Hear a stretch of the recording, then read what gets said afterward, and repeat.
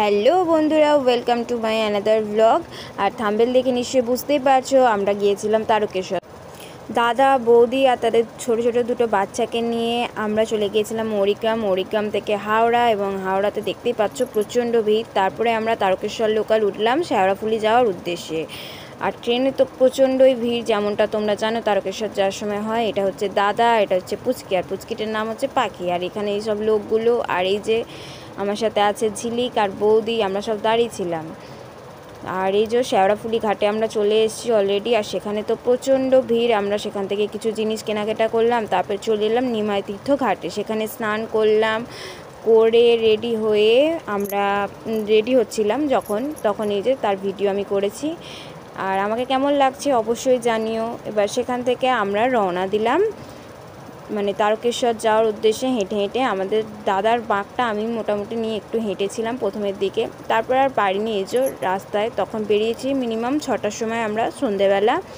আস্তে আস্তে সন্ধে হচ্ছিল, তো সবাই যেমন হাঁটছিল যেদিকে আমরাও হেঁটে চলেছিলাম। প্রচুর ভক্তরা যাচ্ছিল বাবার উদ্দেশ্যে তারকেশ্বর।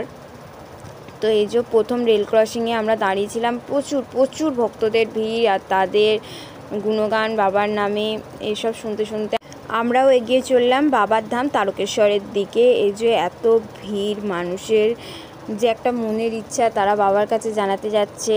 আমরাও সেই উদ্দেশ্যেই গিয়েছিলাম যে আমাদেরও কিছু ইচ্ছা আছে, সেগুলো বাবা পূরণ করুক। আর এত মানুষ, নানা রকমভাবে মানুষ থিম সাজে, কেউ বাঁক কাঁধে নিয়ে, কেউ হাতে কলসি নিয়ে অনেকভাবেই যাচ্ছিল। তো সেগুলো দেখে সত্যিই মনে একটা আনন্দ।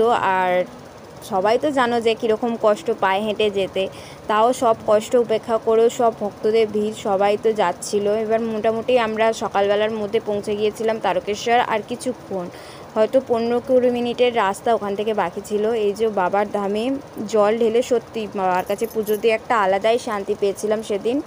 সবাইকে হর হর মহাদেব। সবাই অনেক অনেক ভালো থেকো এবং সুস্থ থেকো। এবং আমাদের বাড়ি ফেরার পালা। হাওড়া থেকে আমরা মরিগ্রাম যাওয়ার জন্য ট্রেন ধরেই নিয়েছিলাম। এই বলেই এখানে ভিডিওটা শেষ করলাম। টাটা সবাইকে।